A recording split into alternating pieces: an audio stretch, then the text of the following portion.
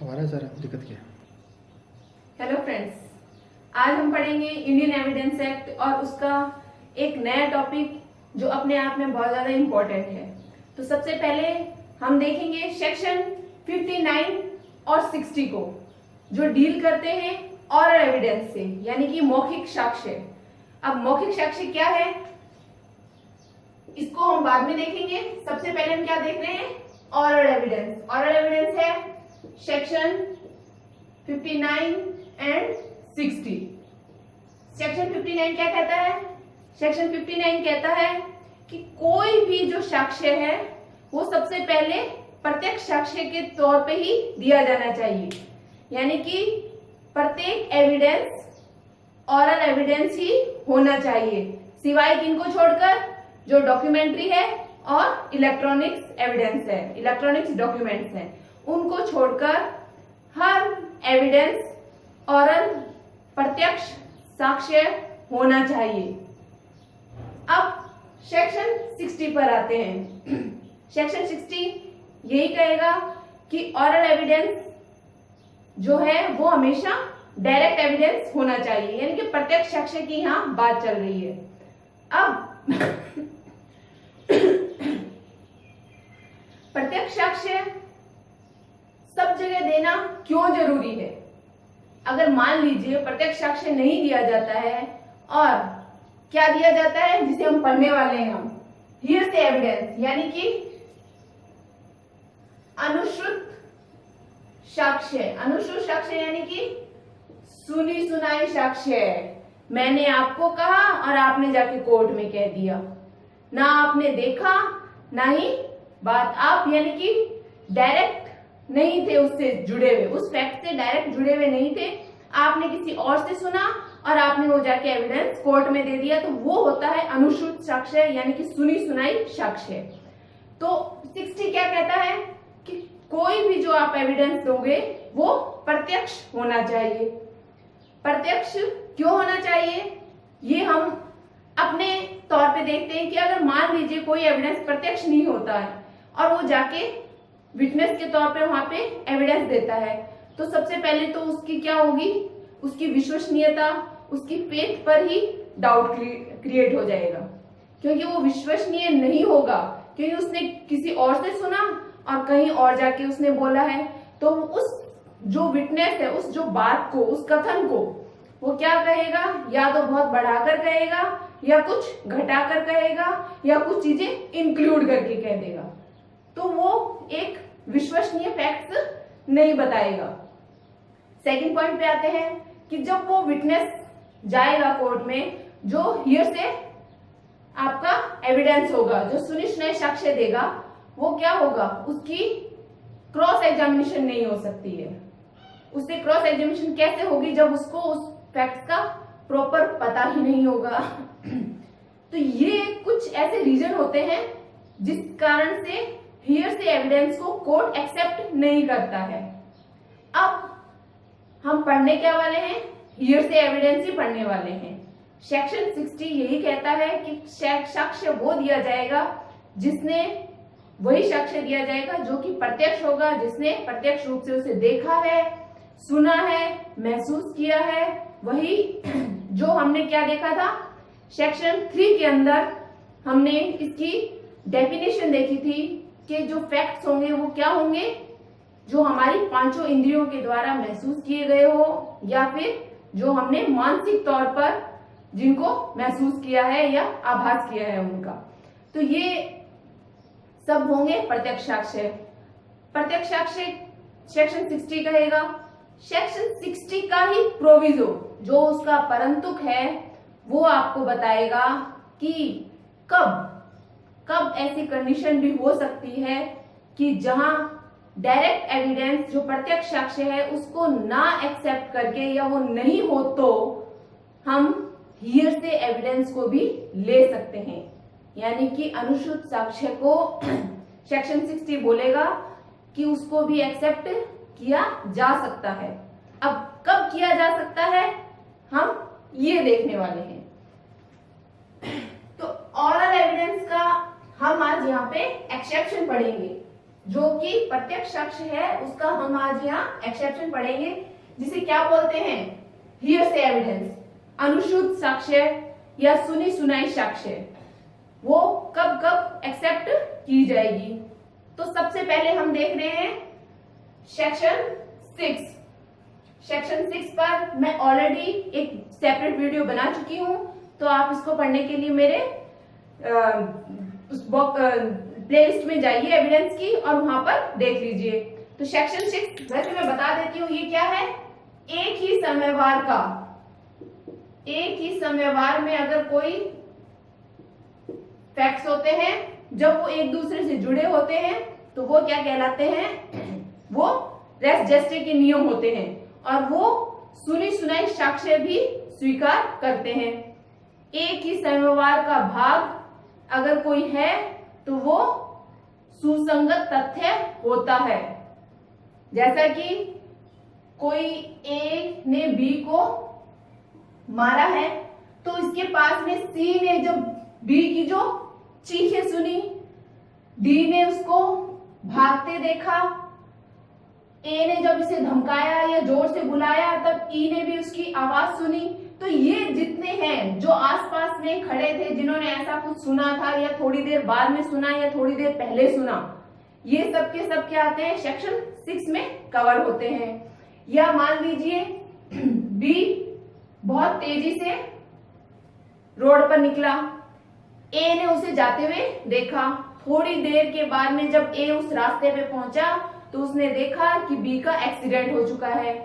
B क्या कहता है कि एक गाड़ी मुझे, उसके पास जाके वो पूछता है तो बी कहता है कि एक गाड़ी मुझे टक्कर मारकर चली गई है। हालांकि ये चीज ए ने नहीं देखी है, पर फिर भी ये क्या है, एक ही समयवार का भाग है। एक ही समयवार का भाग है, यानी बी के साथ जो इंसिडेंट हुआ उसके अंदर ये सारे उससे रिलेटेड चीजें थी। तो ये है सेक्शन 6 जो कि अनुश्रुत साक्ष्य को भी ग्रहण करता है, यानी कि हियरसे एविडेंस यहाँ पे एक्सेप्टेबल है। सेकंड पॉइंट पर हम आते हैं, एडमिशन एंड कन्फेशन, सेक्शन 18 से सेक्शन 24। इसके ऊपर भी मैं एक सेपरेट वीडियो बना चुकी हूं, तो आप उसमें देख लीजिए।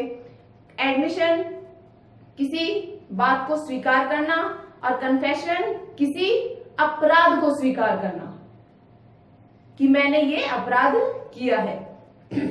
तो यहां पर कैसे है ये हियरसे एविडेंस कैसे बन सकता है। मान लीजिए एडमिशन या कन्फेशन किसी अलग पर्सन के पास जाकर उसके सामने किया गया है कि मैंने ये एक्ट किया है। कोर्ट के सामने की बात नहीं हो रही है, कोर्ट के सामने है तो वो सीधी सी बात है, वो स्वयं का उसका ऑरल एविडेंस ही है। अगर मान लीजिए जैसा कि मैंने उस वीडियो में बताया था कि एक व्यक्ति अपनी पत्नी और अपने बच्चे का मर्डर करके अपने दोस्त को आके बताता है कि मैंने उनको मार दिया है, मैंने उनको मार दिया है, और वो दोस्त, वो उसका फ्रेंड जाकर ये बात कोर्ट में बोल देता है कि मेरे फ्रेंड ने ये कन्फेशन किया है, मेरे सामने किया है कि उसने अपनी पत्नी और बच्चे को मार दिया है। तो यहाँ पर उस मित्र के द्वारा जो बात कही गई थी वो क्या थी, हियरसे एविडेंस है, और न्यायालय में वो हियरसे एविडेंस एक्सेप्टेबल है, वो स्वीकार करने योग्य है। कहां कहां नहीं है वो मैं आपको बता चुकी हूँ। सेक्शन 25 और 26 ये कहेगा कि कहां कहां कन्फेशन एक्सेप्टेबल नहीं है, यानी कि जैसे कि पुलिस वालों के सामने अगर कोई कन्फेशन किया जाता है तो वो एक्सेप्टेबल नहीं माना जाता है। इसलिए मैंने एग्जांपल आपको वो दिया कि यहाँ पर एक मित्र के सामने कन्फेशन किया जाता है जो बिना किसी दबाव के किया जाता है। तो यहाँ पर भी आपके हियरसे एविडेंस एक्सेप्टेबल है। अब आता है third point, dying declaration, section 32। इसके ऊपर हम सेपरेट वीडियो बनाएंगे, फिलहाल यहाँ पे इसको एक ब्रीफ शॉर्ट में देख लेते हैं। डाइंग डिक्लेरेशन क्या है, मृत्युकालिक कथन। मृत्युकालिक कथन यानी कि जो व्यक्ति मर चुका है, अब जो व्यक्ति मर ही गया है तो वो कोर्ट में तो आ नहीं सकता, और जब वो कोर्ट में आ नहीं सकता तो उसका एविडेंस कौन देगा, जिसको वो अपनी मृत्यु का कारण बताएगा।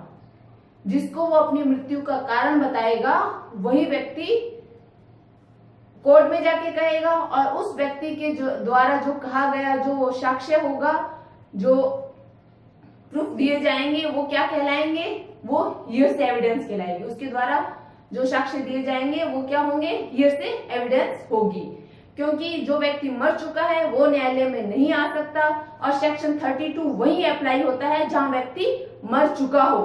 अगर वो व्यक्ति मरा ही नहीं है तो सेक्शन 32 अप्लाई भी नहीं होगा। तो ये है डाइंग डिक्लेरेशन।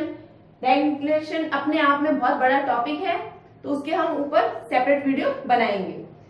तो यहाँ पर भी क्या है, हमारे हियरसे एविडेंस एक्सेप्टेबल है, जो आकर बताएगा जो व्यक्ति मर चुका है उसके मरने का कारण, किस कारण से मरा है या किसने उसको मारा है। फोर्थ पॉइंट पे आते हैं, statement by person who can not be called as a witness. अब वो व्यक्ति जो विटनेस के तौर पर कोर्ट में आ ही नहीं सकता। क्यों नहीं आ सकता भाई? अगर मान लो मर गया हो, कहीं दूर चला गया हो, मिल नहीं रहा हो, ऐसा कोई भी रीजन है, तो सेक्शन 32 डाइंग डिक्लेरेशन से था, 33 क्या डील करता है? उसने कोर्ट में पहले किसी प्रोसीडिंग के अंदर जो भी एविडेंस दिए हैं, अब नेक्स्ट प्रोसीडिंग में, बाद की प्रोसीडिंग में अगर वो व्यक्ति नहीं मिल पाता है, किसी कारण से वो नहीं मिल पा रहा है या मर गया है या उसके आने में देरी हो रही है, तो उस सब को ध्यान में रखते हुए उसके जो एविडेंस थे उसको हियरसे एविडेंस के तौर पर एक्सेप्ट किया जाएगा। क्योंकि अब उसके एविडेंस कौन देगा? कोई अदर पर्सन देगा, जो उसने पहले दिए हैं। जो उसने पहले दिए हैं तो उन कथनों को वो बाद में कहेगा, तो वो क्या कहलाएगा? आपका हियरसे एविडेंस। तो यहाँ सेक्शन 32 और 32 यहां से था, और 33 जो व्यक्ति स्टेटमेंट, उन व्यक्तियों के जो कि विटनेस के तौर पे बुलाए ही नहीं जा सकते हैं, तो उन व्यक्तियों के स्टेटमेंट भी क्या कहलाएंगे? हियरसे स्टेटमेंट में आएंगे, क्योंकि वो उनकी जगह कोई अदर पर्सन ही उस चीज का स्टेटमेंट देने आएगा, तो ये हियरसे एविडेंस होंगे। पॉइंट नंबर 5 पे आते हैं, entries in books of accounts and public records. Section 34 and 35 deal करता है इससे। यानी कि कुछ अकाउंट्स और पब्लिक रिकॉर्ड्स में जो एंट्री है, उन एंट्रियों को जानने के लिए या उन एंट्रियों का अगर कोई एविडेंस है, तो उस एविडेंस के लिए उस व्यक्ति को बुला नहीं सकते जिसने वो एंट्री की है। मान लीजिए कॉन्स्टिट्यूशन से अगर रिलेटेड कोई मैटर खड़ा हो जाता है, तो उस व्यक्ति को तो नहीं बुलाया जा सकता ना जिसने कॉन्स्टिट्यूशन लिखा है, या कोई और पब्लिक ऐसा रिकॉर्ड है जिसको लिखने वाला या जिसको क्रिएट करने वाला व्यक्ति अब नहीं है, तो उसको तो नहीं बुलाया जा सकता। तो क्या एविडेंस आएगा वहां पर? वहां एविडेंस वो आएगा जिसने उस रिकॉर्ड को देखा है। जिसने उस रिकॉर्ड को देखा है, वो देखने वाला व्यक्ति जब कोर्ट में आके कोई एविडेंस देगा तो वो हियरसे एविडेंस में माना जाएगा। जो व्यक्ति खुद नहीं आ सकता रिकॉर्ड में लेकर, क्योंकि मान लीजिए वही है कि वो नहीं बुलाया जा सकता किसी कारण से, या वो मर गया हो, जब मौजूद नहीं हो, बाहर चला गया हो, मिल नहीं रहा हो, तो उन रिकॉर्ड्स के लिए, उन रिकॉर्ड्स के एविडेंस के लिए जिस व्यक्ति को बुलाया जाएगा, उस व्यक्ति के द्वारा जो एविडेंस दिया जाएगा वो एविडेंस क्या कहलाएगा? हियरसे एविडेंस कहलाएगा।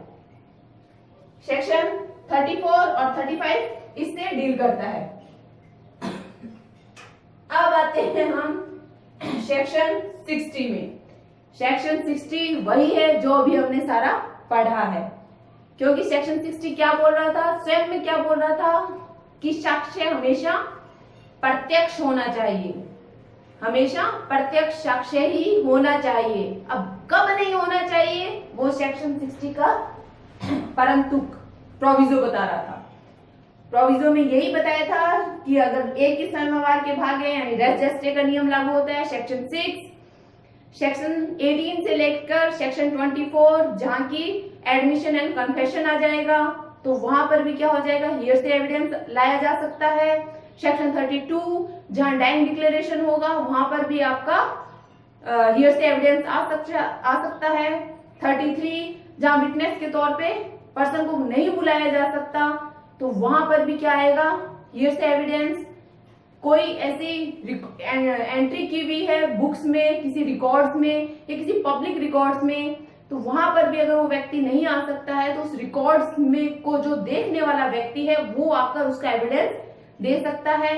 ये सभी चीजें सेक्शन 60 के प्रोविजो में दी गई है। हियर से एविडेंस को एक्सेप्ट करने का रीजन मैं आपको बता चुकी हूं कि एक तो सबसे पहले तो है कि अगर वो व्यक्ति नहीं आ सकता है तो इस कारण से कोर्ट की जो प्रोसीडिंग होती है उसमें बहुत ज्यादा विलंब हो जाता है, बहुत ज्यादा उसमें लेट हो जाता है। तो उस लेट को रोकने के लिए कि कार्यवाही कंटिन्यू चलती रहे और वर्क कंटिन्यू होता रहे, इसलिए हियर से एविडेंस को एक्सेप्ट किया जाता है। और या फिर कुछ ऐसे रीजन होते हैं जहां पर उनको आ ही नहीं सकते हैं तो हियर से एविडेंस एक्सेप्ट करने जरूरी हो जाते हैं। तो आज हमने देखा हियर से evidence section 59, section 60 oral evidence से डील करता है। सेक्शन 60 का प्रोविजो हियर से एविडेंस को भी बताता है। तो आज का ये हमारा टॉपिक यहीं खत्म होता है। मिलते हैं नेक्स्ट टॉपिक में, नेक्स्ट टॉपिक के साथ में आपको। आज के लिए धन्यवाद। अगर आपको मेरी क्लासेस अच्छी लगे तो प्लीज लाइक कीजिए, शेयर कीजिए और सब्सक्राइब कीजिए। Thank you.